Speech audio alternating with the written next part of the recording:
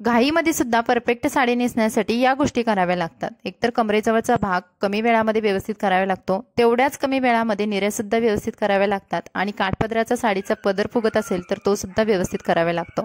नमस्कार, पुन्हा एकदा स्वाती स्टाईलमध्ये मनापासून स्वागत। आजच्या व्हिडिओमध्ये आपण बघणार आहोत खूप घाईमध्ये परफेक्ट आणि फिटिंगमध्ये काठपदराची साडी कशी नेसायची। यासाठी बघा मी पेटीकोट घातलेला आहे। जेव्हा आपण काठपदराच्या साड्या लग्नासाठी किंवा एखाद्या कार्यक्रमासाठी घालत असतो अशा वेळेस आपल्याला साडीच्या कलरचा पेटीकोट घालायचा आहे। त्यानंतर सॅन्डल किंवा चप्पल जे पण आपण वेअर करणार आहोत साडीमध्ये ते घालायचं आहे आणि त्यानंतरच आपल्याला साडी नेसायला सुरुवात।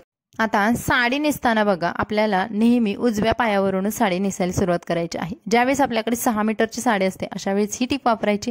जेव्हा तुमच्याकडे कमी साडी आहे 6 मीटरपेक्षा त्यावेळेस काय करायचं हे आपण एखाद्या व्हिडिओमध्ये नक्की बघू। त्यानंतर समोरचा भाग पूर्ण प्लेन केलेला आहे। तुमच्या काठपदराच्या साड्या असो किंवा शिफॉन, जॉर्जेट ज्या पण तुम्ही साड्या नेसत असाल किंवा घालत असाल तर त्या साड्यांसाठी ही एक टिप महत्त्वाची आहे की तुमचा समोरचा आणि पाठीमागचा भाग आहे पूर्ण क्लीन आला पाहिजे। त्यानंतर साडी आपण आता पदर बनवायला सुरुवात करूया। आता पदर बनवताना सर्वात महत्त्वाचं म्हणजे जेव्हा काठपदराच्या साड्या असतात आणि त्यांचा पदर पटकन बनत नाही किंवा एकतर प्लीट मागे पुढे होतात किंवा पदराच्या बाहेरून एखादी प्लीट येते किंवा पदर बनवताना खूप कडक असल्यामुळे व्यवस्थित पटकन बनवलं जात नाही, तर जेव्हा पदराला गोंडे असतात तेव्हा त्यांची गोंडे आतमधल्या साईडला घ्यायचे आणि नंतर एक बघा मी तुम्हाला व्हिडिओमध्ये दाखवला हाताचा कात्रीसारखा भाग करायचा। ज्यांना साडी नेसता येत नाही त्यांच्यासाठी सुद्धा ही एक महत्त्वाची टिप आहे पदर बनवण्यासाठी। यामध्ये तुमचा जो पदराच्या प्लीट्स आहेत निऱ्या आहेत त्या एकसारख्याच होणार आहेत।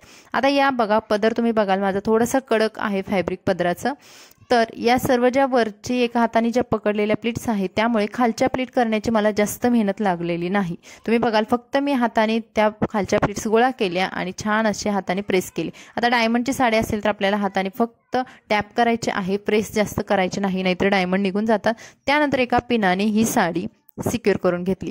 पण अशी काठपदराची जेव्हा कडक फॅब्रिकची साडी असते अशा वेळेस ती साडी टोकाने सुद्धा फुलते, त्यावेळेस टोकं सुद्धा आपल्याला जे साडीच्या पदराचे आहे ते सुद्धा पेनाने सिक्युअर करायचे आहे। पेन लावताना आतमधल्या साईडवरून लावायचे आहे। आता पदर झाल्यानंतर आपल्याला किती उंचीचा पदर हवा आहे, कारण घाईमध्ये आपल्याला तेवढा टाइम नसतो की आपण पदर कमी जास्त उंचीचा बनवला तर तो चालून जाईल, तर अशा वेळेस आपल्याला पहिल्यांदा उंची पदराची ठरवायची आहे आणि एका हाताने आपण मेजर करून घ्यायचं की आपल्याला उंची एवढीच हवी आहे ना, तर त्यानंतर आपण पदराच्या तिथूनच प्लीट्स बनवायला सुरुवात करायचं। आता या सर्व प्लीट्स बनवून झाल्यामुळे तुमचा टाइम इथे भरपूर वाचणार आहे, कारण तुम्ही पदर एकदम ॲक्युरेट केलेला आहे।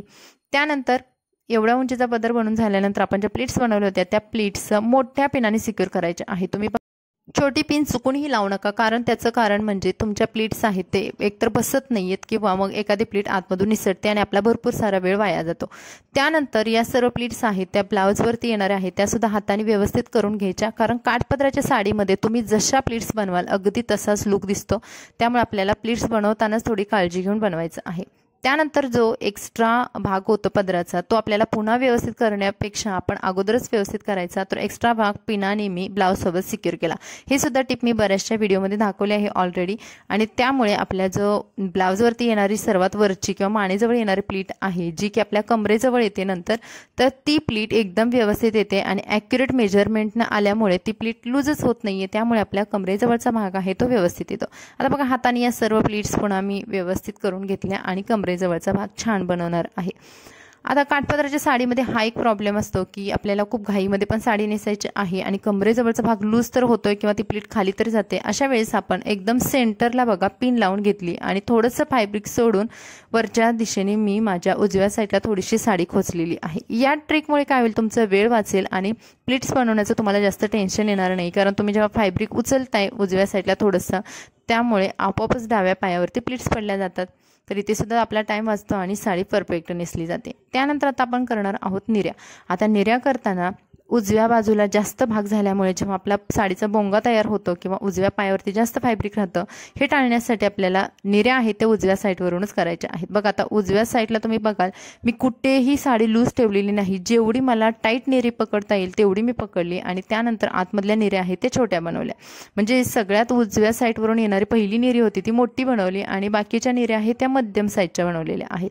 आता तुम्हाला व्हिडिओमध्ये मी दाखवेन बघा जी वरची निरी माझी किती मोठी आलेली आहे। आता या सर्व निऱ्या बनवून घेतल्यानंतर आतमध्ये थोडंसं फॅब्रिक राहतं तर ते तिथेच सोडून द्यायचं, त्याने काहीच आपल्या साडीला जास्त फरक पडणार नाही।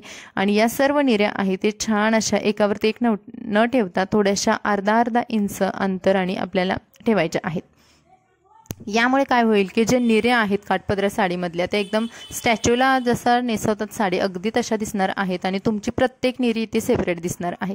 तुम्ही बघाल हाताने पूर्ण निऱ्या आहेत त्या छान मी प्रेस करून घेतल्या। पुन्हा खालच्या निऱ्या किंवा खालची जी साडीची बॉर्डर आहे ती सुद्धा हाताने छान प्रेस करून घेतली, कारण काठपदराच्या साडीमध्ये प्रेसिंग खूप महत्त्वाचं आहे। तुम्ही जसं प्रेस कराल तशी साडी दिवसभर तुमच्या अंगावरती राहणार आहे। आता या सर्व निऱ्या करून घेतल्यानंतर आता निऱ्या मी खोचून घेणार आहे। आता खोचताना सुद्धा मी तुम्हाला दाखवलं बघा, अगदीच एकावरती एक निऱ्या न ठेवता तुम्ही बघाल माझ्या उजव्या पायावरती कोणताही भाग शिल्लक न राहता मी निऱ्या सर्व खोचून घेतल्या आणि प्रत्येक निरी सुद्धा पुन्हा इथे सेपरेट केलेली आहे। तुम्ही बघाल माझी प्रत्येक निरी तुम्हाला दिसते। हाच लुक आहे की जो आपल्याला लग्नामध्ये हवा असतो, अशा टाईपच्या निऱ्या। आणि इथे आपली साडी परफेक्ट नेसून झालेली आहे। तुम्ही बघाल कमरेजवळ कुठेही फॅब्रिक लूज नाही। तुमची कितीही कडक साडी असेल तर तुम्ही या टिप्स फॉलो केल्या तर तुमची साडी एकदम अंगाबरोबर परफेक्ट आणि कमी वेळामध्ये बसते। तर इथे ज्या काही महत्त्वाच्या टिप होत्या पदराविषयी, निऱ्याविषयी आणि कमरेजवळच्या भागांविषयी, तर हे तुम्हाला तिन्ही टिप आहेत ते मी आजच्या व्हिडिओमध्ये कव्हर करून दाखवल्या। आणि झटपट साडी परफेक्ट कशी नेसायची लग्न समारंभामध्ये किंवा कोणत्याही कार्यक्रमाला हे आपण आजच्या व्हिडिओमध्ये बघितलं। तर मैत्रिणींनो तुम्ही खालच्या निऱ्यासुद्धा बघाल, तुम्ही कितीही फास्ट चालाल किंवा बसाल तरीसुद्धा उठल्यानंतर तुमची साडी आहे अशीच राहणार आहे आणि तुमचा पदरसुद्धा तेवढाच परफेक्ट राहणार आहे, कुठेच लूज होणार नाही। तर मैत्रिणींनो हा होता आपला आजचा व्हिडिओ आवडला तर लाईक करा, चॅनलला नक्की सबस्क्राईब करा। Bye bye.